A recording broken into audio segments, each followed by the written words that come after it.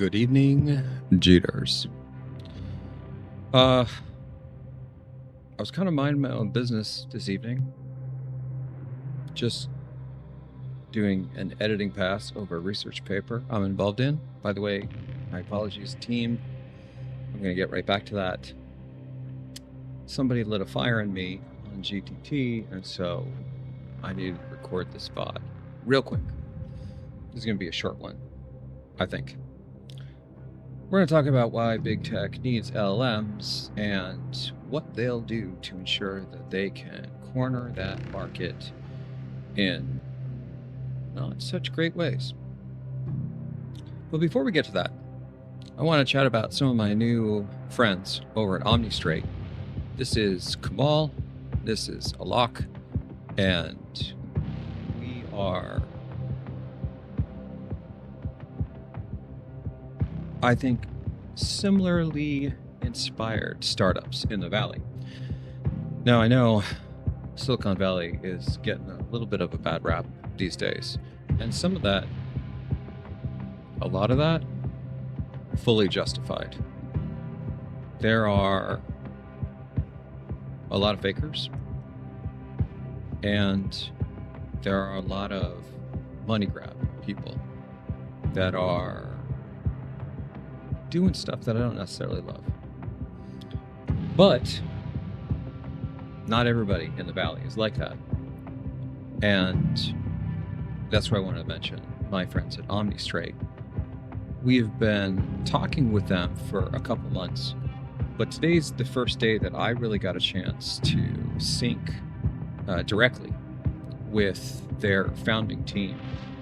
And these guys are incredible. They're the real deal. They actually understand tech in a deep way. Their goals are to make things better, and that's a big reason why they founded OmniStraight. So I'm going to talk about them in a lot more detail in the coming weeks. But I took this screenshot from this call that we had this afternoon, and there's me and Paul from Merle, and then there's Kamal and Alok from OmniStraight. If you need any help with platforming and distribution of software, you should check their stuff out. In fact, Merle is doing a deep dive to accelerate our ability to distribute. I'll maybe just share a little bit. We've had many customers look at our product, and the feedback seems to be, for the most part, pretty good. There's more stuff that we can do, and we don't always get all the stuff right. But overall, I think a lot of the customers see value. When they get frustrated, it's often the case that there's a stability issue with Mentor, or they're trying to rely on it in their day-to-day. My deep apologies to Everything Money and Tim Pepper. You guys are amazing. We'll sort out the stuff. But one of the core challenges that we actually have, as crazy as it might sound, is actually getting Mentor to run on all the different platforms that exist out there. Because there's a bunch. And once you start to do this at scale, like it's easy to target maybe a single operating system, Windows 11. But then you start getting into some wacky cases like Windows 11 running on ARM, right? And then you get Windows 11 that is ARM running on ARM versus ARM at the hardware level. And then above that, a virtual system that's emulating x86, and that's your Windows 11, right? Or other things. So anyway, these guys are great in the stuff that they're building.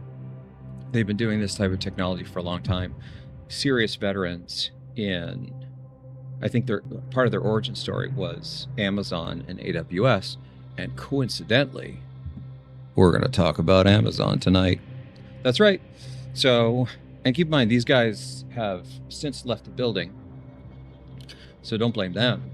They're rock stars, but I'm going to talk a little bit about this perplexity thing that feels a little bit like big tech bullying. But before we get to that, we need a little bit of the background and how I got to this point. I'm really honestly very seriously supposed to be doing a paper editing past this paper that we're publishing. I'll share the paper in a couple weeks once we get the final version. Not that I think any of you doubt me, but that's where I got to keep this a little bit short. So I'm sorry, Shanto. Okay, so let's get to the heart of it. Oh, and shout out to Dream Clinic.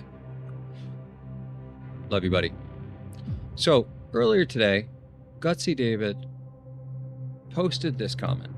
This is on the software 2 of 2, Future of Programming, right? And he comments, if everyone can just create digital stuff, no one will buy digital stuff. Fair point. Pirate maxing it all. Computer with all the features and capabilities that MS Office 2033 has, go ahead and create something that functions the same way for me. Thank you.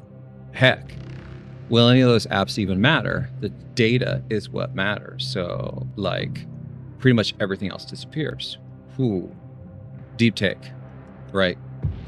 So he's already kind of leveled himself up into the future to say, listen, if the future of software is kind of the way that you're, at least this is the way I'm interpreting it. Future software is kind of the way that you're describing Goju, and anybody can just do sort of like a rapid prototyping, and we unlock the world of software creation. What's going to stop people from saying, I don't want to pay Office 365 subscription. I don't want to pay Adobe to run Acrobat and have it just stall out. Speaking of, you know how I was talking in one of the prior episodes, how if you don't separate the UI from the actual execution of the program, the whole system freezes, and then you like get the spinny thing, or in Adobe Acrobat's case, you get the darkened like white background. Yeah, so Adobe, rather than integrating AI into Acrobat, that nobody, like, you're trying too hard. If you break the core functionality in the process of getting AI in, which we're not using, but we are trying to use your PDF stuff because you decided to create the portable document format that we all rely on, but you're breaking Acrobat in the process of integrating AI that I'm not even using. I don't even know how to disable it. And so today, literally, I was using Acrobat for something. We were doing some, fancy venture thingamabobs, and I had to sign a couple things. And Adobe is just like, nope. Let my AI think about stuff that you don't even care about while I freeze you out and halt your productivity. So talk about AI slop. My hope is that somebody that watches GTT works at Adobe, and you can take this back to the mothership and be like, listen, this guy on YouTube is trash talking, but he's kind of right. Can you just fix Acrobat so it just stops stalling out? And maybe ask people if they want the AI instead of forcing them to opt out. Like, guys, opt in is almost always the right ethical thing to do. And so if you, like, for example, when I created the YouTube channel, YouTube didn't automatically subscribe all of its billions of users to this channel. Why? Because that would be an opt-out model, and that sucks. You don't do that. You wait for the people to give you the permission and say, okay, I want this. So Adobe, please stop with the shenanigans. We all know what you're doing. Nobody asked for the AI. Stop forcing us to have it. Ask us if we want it, and then we'll make a decision.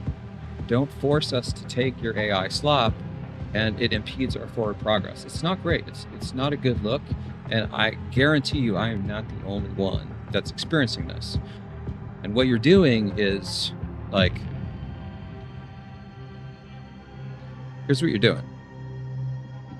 This is trust, and this is where you want to be, and this is time, with AI slop. So here's you, and you're going this way. And eventually, when this line gets low enough, it gets maybe into this space, people stop using your product. Don't believe me? Ask Yahoo how their stuff's going. Ask AOL how their stuff's going. It happens, even to the incumbents. So stop playing the games, knock it off, start doing the right thing. You know what the right thing is. Stop letting your marketing people that just are thinking about money and not thinking about functionality control your decision making. Let your products do business for you. Create incredible products, and people will find out, and they will just use them. Trust me. Like, it actually relates to this. That's kind of how Linux and Git took over the planet. You can do it too. You've got the workforce, right? And so like it annoys me to no end because I have to use kind of like Adobe Acrobat. And the truth is, that's actually technically and precisionally false. I don't. I'm trying to kind of like do this the right way, but if you piss me off enough, I'm not going to. I'll do it another way. And then you're going to lose me and all my buddies' business. And I don't think you want that. And I'm going to continue to trash talk you on GTT, mostly because you've kind of got it coming. You're doing bad actor stuff on purpose. This isn't an accident. It's not like you're not smart enough to know. You know, right? You know what you're doing. That's why the Adobe suite is now a subscription instead of a pay to own. And by the way, the subscription prices are through the roof, which takes us back to Gutsy David's point. And I think he's like, seriously, MS365, so much cheaper, so much more financially responsible than the Adobe suite. It's wacky. Okay, I'm done bashing on Adobe. But seriously, Adobe people, if you're in the audience, please take this back to the mothership and get them to just... It'd be awesome if they put a comment. It's like, hey, we're from Adobe. We're super sorry. Yeah, we'll fix it. Like, come on, Adobe. You can do better. So anyway, so Gutsy David has this comment basically saying, look, if we have this tech that you're describing, everybody can basically just talk to the computer and create their own office. And then you don't have to pay for the digital stuff. It's really the data is the key. And you know what? I think this is a pretty awesome take. So, but let's get into this a little bit more, because there are layers to this onion, my friends. Okay, I write back basically saying, this is an excellent take, part of the reason why I'm so staunch on small language models. By the way, staunch support for them, for those of you that haven't been following the channel. Not only do I think that they're more capable from a power envelope and power signature perspective, they take that power away from big tech.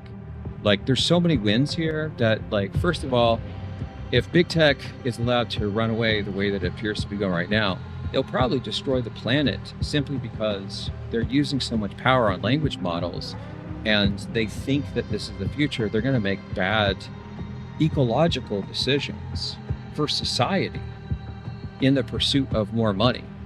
Like, that's not great. On top of that, they're going to block other people out, as we're going to get to. So without trying to incite fear or conspiracy theories, let's go a little bit further down the rabbit hole you're sending us down, Gutsy.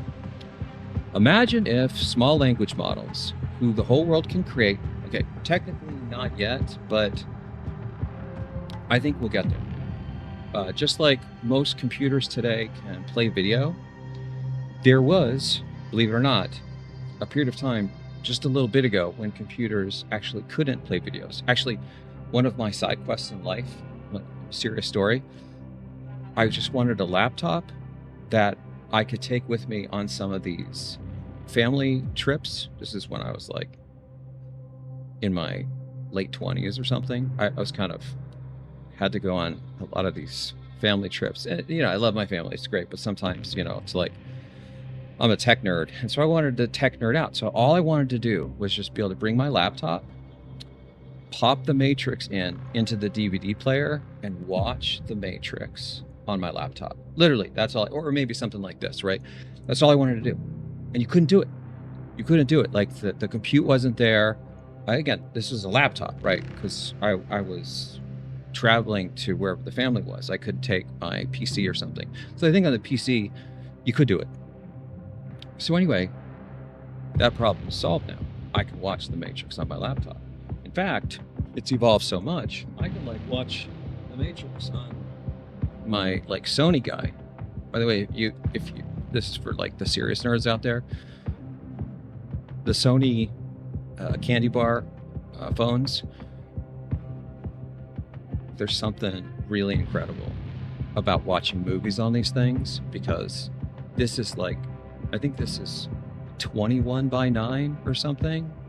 So you watch like the Matrix, so I got like this little thing, so it stands up on its own. And then literally I'll have YouTube, or this is actually the phone that I take when I go running. It's my primary phone. Man, I'm really rabbit holing, but my primary phone is this behemoth, this guy, which I love. You know, I think Samsung has kind of leveled themselves up with the Fold. Also, to rabbit hole a little bit more, there's supposedly the Samsung G Fold or something coming out, which is a tri-fold phone. Ooh, that is interesting. Anyway, okay, so back on topic. So imagine if SLMs, who the whole world can create, so give us another 5 years. I think we'll get there. Because we're actively working on the tech too. And while Merle can't open source everything, I think if you follow the breadcrumbs of things that I've done, you'll see I try to open source a lot of stuff. And we're actually going to work on our first, well, we wrote a paper a couple years ago working on a second paper where we're going to publish some of our research and open up some stuff. So not everything, because we got to find a balance. But part of our effort is to optimize small language models in a way that a single developer can fine-tune them to whatever they want. And principally, what my hope is that sometime in 2026, we will release some small language models just for code, because that's kind of what we're focusing on right now. So these language models, as I've discussed in this video, like they tend to be more vertically specific, and the vertical we're really interested in is code analysis. But using some really intelligent input transformations and like pretty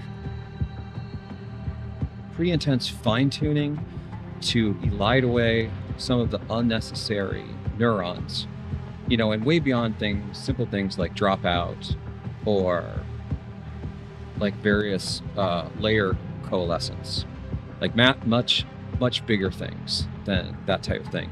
I think that you can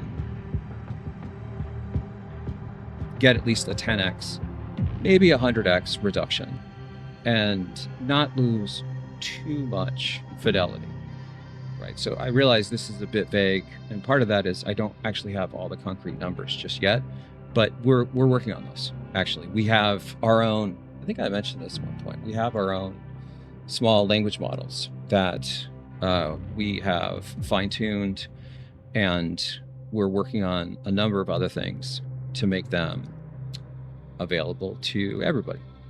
So keep this in mind. Along those lines, if we have SLMs where the whole world can create them, so yeah, imagine if we have this tech and they're sufficiently powerful to create apps that could compete with Microsoft, Google, Apple, Amazon's core businesses, their software businesses. The first question is, do we really think that big tech is going to like that or promote that or encourage that? So you may be wondering why is it that Goju is talking about small language models But everything I read in the news is large language models, all LLMs, LLM. Part of the reason is you're being sold a bill of goods. I'm just going to tell you straight up, you are. And that's because their core business model deeply relies on the cloud, and LLMs are a fantastic way to deeply exercise the available power envelope of these massive clouds, and you can get stuck with the bill. So basically all the stuff that they've spent a huge amount of money building over the last several decades, they can actually start to utilize in days other than Christmas, right? Because part of the reason, like, I don't know if you know the story, but that's part of the reason why AWS happened, is it was the spillover of compute that they needed, Amazon needed, for extreme holiday traffic that they couldn't handle on their normal things. So they needed this extra space that's only utilized on particular days.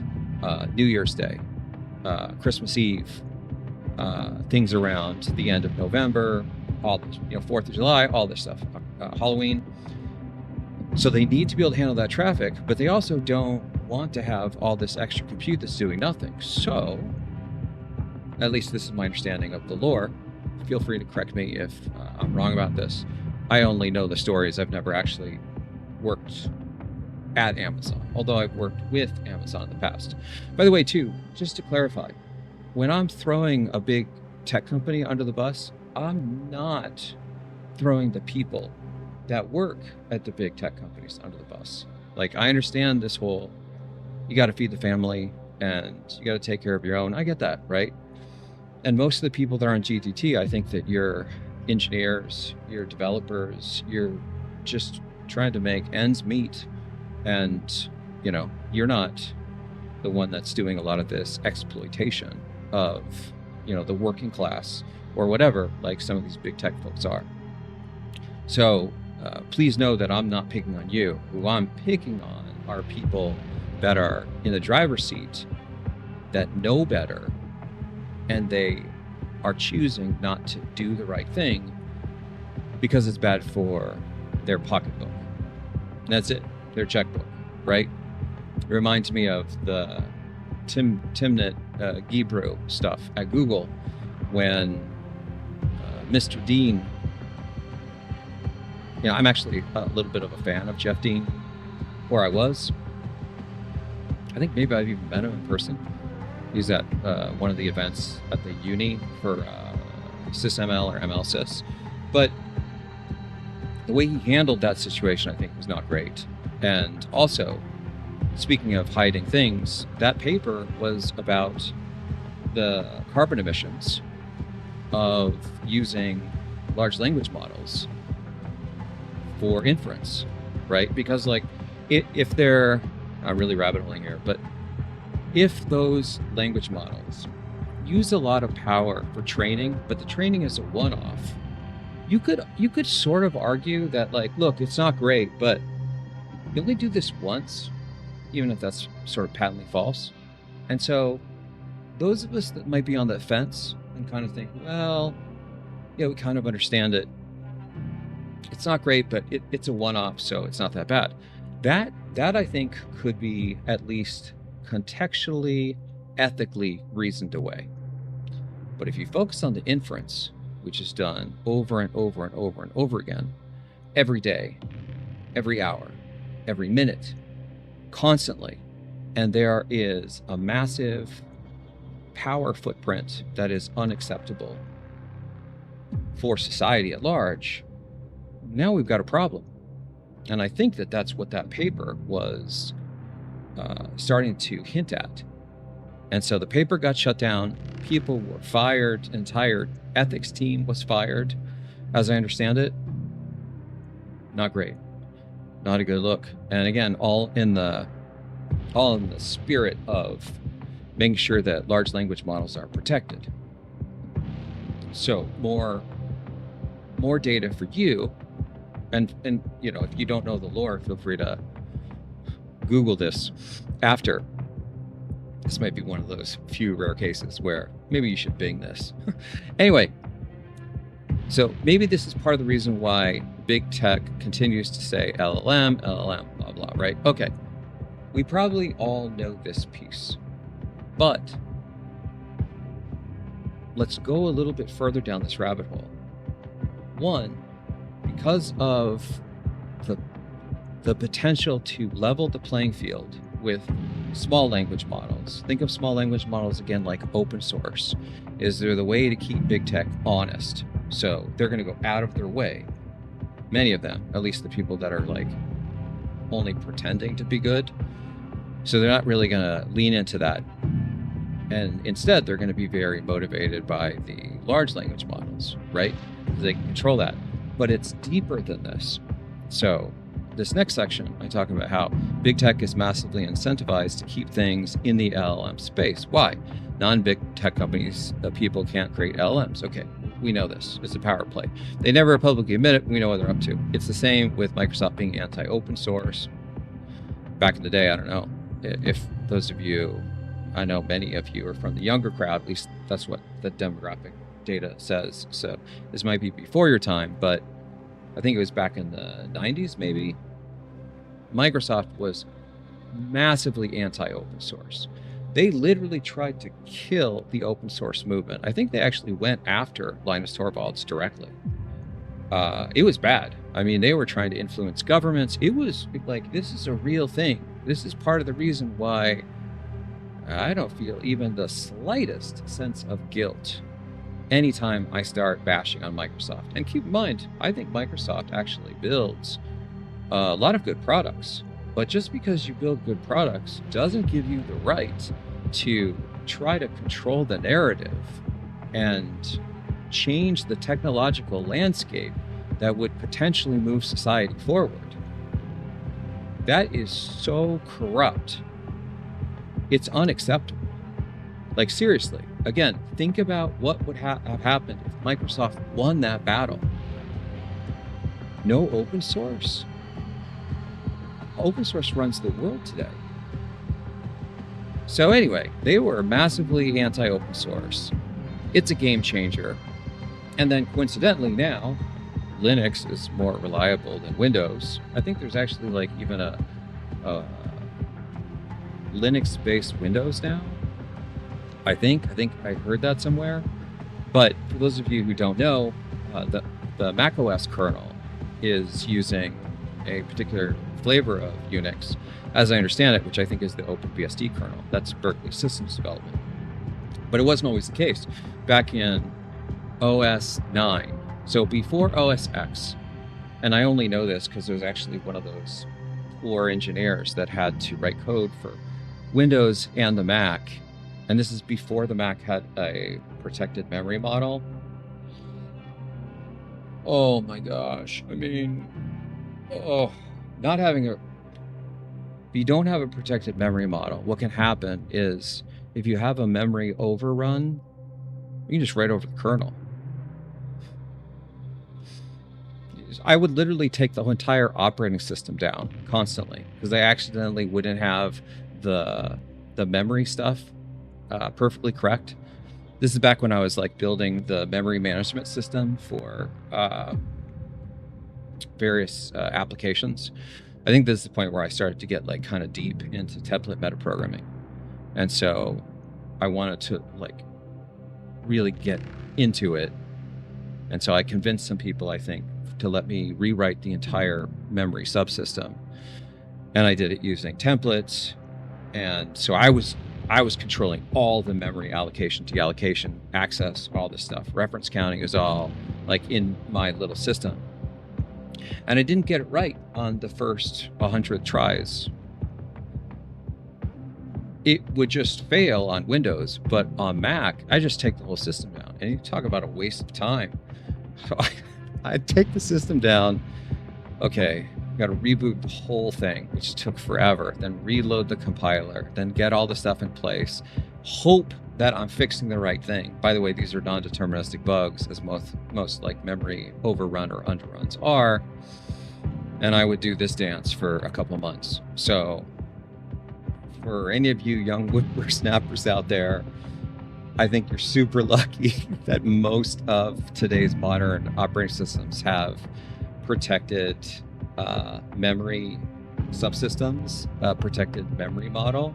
So when you make a memory-related mistake, like you accidentally try to write to null, or you try to read from a memory address that's outside of your resident memory, the whole thing doesn't go sideways.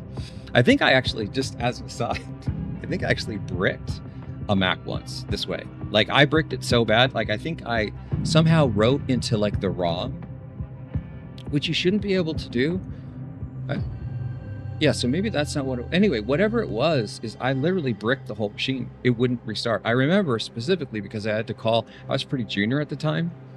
And I had to call the IT people and like, what did you do this machine? And I was like, I just was running the code, and it just like, I didn't do anything. And they literally thought that I had like physically damaged it. And I was just like, no, I just don't know how to write. Just don't know how to write memory managers that don't overrun or underrun. And anyway, okay, back to the story here. So Microsoft is against this, and sure enough, open source actually is running the world today. Don't believe me, just look at GitHub, right? And then we get to the final question here, which is the core thing I wanted us to take a quick glance at. So in addition to all these other arguments, do we really think that the LLMs themselves will let users create products that would directly compete with their creator's agenda? Now, this may sound like, at first glance, this may sound like, okay, Goju's finally lost it. He's in conspiracy world, and he probably thinks that his phone is listening. By the way, they are. And he's off the reservation. He's going to start talking about UFOs and stuff next, so get the popcorn. Listen, it may sound like a conspiracy theory until you read the news about how Amazon is suing Perplexity over the AI browser agent. All right, so now let's just take a quick glance at this guy and try to understand if this makes sense. So here's this article. I just picked a random one. There's a ton of them, right? I think it's all over. I think the title that I liked the most was this one, but it was Yahoo, and it was actually like freezing my machine, so I went away.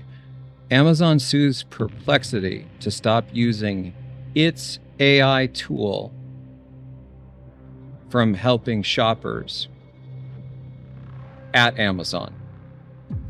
That's right. Think about this for a second. Amazon sues Perplexity because they want Perplexity to stop using their AI tool to help Amazon shoppers. Now, why on earth would they do that?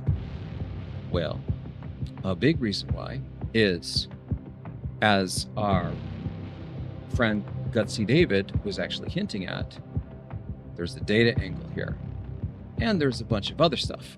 Is it starts to hide a lot of, essentially, without me having deeply read this, one of the big things is that the moment you arrive on Amazon.com proper, if you do your search on Amazon, they're sort of tracking everything you do. Literally, like, not a joke, probably every single thing you're doing, and not just your searches.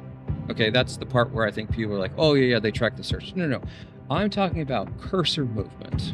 I'm talking about where you hover over. I'm talking about the time that it takes for you to click a link. All of this is tracked. It's tracked. Trust me, right? I created Nautica, the online game, and when I was first doing this, I needed to understand the user behavior. Everything was logged. Until I got to the point where I was like, you know what, the majority of the stuff I don't care about, and it's creating these massive log files, so I just stopped doing that. And that's one person. And I was doing it just as a debugging technique, because I could use it to replicate essentially multi-user crashes, that I would get into various crash states of the program that would be nearly impossible for me to replicate on my own. But if I tracked all the user behavior in a serial fashion, what I could do is when I get to the crash state, I could play the log files forward and I could replicate the crash. In fact, I think my co-founder at Merly, Urs Muff, he took this even further with the game he was developing. And I think that he could play it one instruction at a time. And then I think he could do reverse playback with his log files. So anyway, the point of all this is it may sound like this is Goju make-believe. It's not. So the point is that Amazon wants you on Amazon's site so they can track, because then they can align things better and know what's working, what's not working. It's essentially a way to get full insight into user behavior without the user knowing anything is being tracked, right? So, and again, you don't have to take my word for it. Feel free to just search for this on the internet. You're going to find all kinds of stuff. So now let's get into the details of this thing. Amazon has sued Perplexity after accusing the company of violating its terms of service with the agentic shopping capabilities of its Comment AI browser, of its own Comment AI browser, to make shopping easier for Amazon customers, and Amazon doesn't like it. The AI startup Perplexity has already responded to Amazon's legal threats and accused the retail giant of bullying. Sounds like bullying to me. On October 31st, Amazon sent a cease and desist letter to the AI startup claiming that Perplexity was not allowed to access Amazon's store and user accounts using its disguised or obscure Comment AI agents. Now, what's really interesting too is keep in mind, anybody that's doing this, again, I don't know all the details, this is speculation, but basically the users are giving permission to Perplexity to say, yeah, here's my user info, have at it, make my life easier, right? Because maybe, and I've used Perplexity before myself, they're really good at creating really elegant like data frames for you to think about. I think their UIs are actually phenomenal. And frankly, it's way better than Amazon.com. Amazon.com feels like it's something out of the 1980s at this point, and it's hard to even tell. Like, just so you know, when you're on Amazon, you're being fed ads. You're being fed ads. I would go to Amazon, but you'd see the things that I'm buying, and like, as much as I love you guys, I don't want you to know about the protein chips that I order all the time and eat consistently. And just in case you think I'm kidding, these are actually, if you don't know these ones, these are incredible. This is like, I don't know my glasses, but it's 330 calories and 24 grams of protein, and I think 0 sugar. I think I can't read that fine print. I don't know if anybody can. But yeah, so Amazon is actually feeding you ads when you see like the sponsored. That's an ad.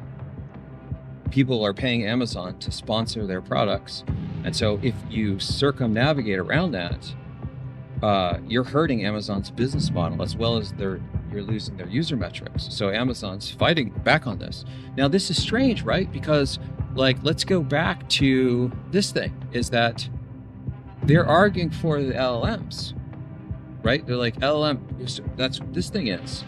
And so Perplexity is saying, sweet, yeah, it's awesome. You built this awesome tech. We're going to use it in ways that will help people. And it is, but they're not loving that because you're now competing.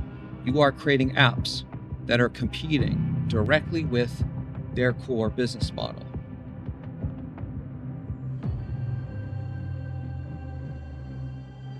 And on top of that, if we think for a second that the LLMs are trained in such a way that is going to allow us to create apps that would directly compete with those companies, just do the math. Just read about this. Look what Amazon's doing here. when somebody is using their own tech that they made publicly available, but they don't like the way you're using it because it's hurting into their market space. And you may notice too that even with things like Llama and Code Llama that were open source from Meta, one of the things that it says, I believe, I haven't looked in a while, you cannot use the output from the Meta model to train another model. It's in there, or at least it was in the licensing agreement when I was looking at it. On top of that, there was also a clause that says once you reach a certain number of users of the model, Meta then can start to take any royalties that they want. Now maybe it had a specific number on the royalties, but I can't remember. But basically what Meta was saying, I think maybe in the simplest terms, is like this. You can use our model, and we're gonna sort of be good actors, right? Because we're promoting open source. But you can't use the model to train your own model, so then you can cut us out. That's disallowed because we need to be ever present. All right, yeah, maybe that makes sense. Okay. But then the big one is, but once you use the model enough and you get enough traction, that's when we're going to step in and we're going to demand our cut. That doesn't sound like a MIT, Apache, Berkeley license. That sounds like GPL. That sounds like the new GPL or something like that. So anyway, I think that's all I have to say about this topic right now. But the higher order bit, my friends, is that ultimately, I think the key thing to get out of this quagmire is we are at the new precipice of the future of software. And one of the most fundamental things we must figure out, is how to get small language models into the open source space so we can compete with big tech and stop the LLM madness. On top of that, not only is this going to level the playing field for all the people that want to do AI, so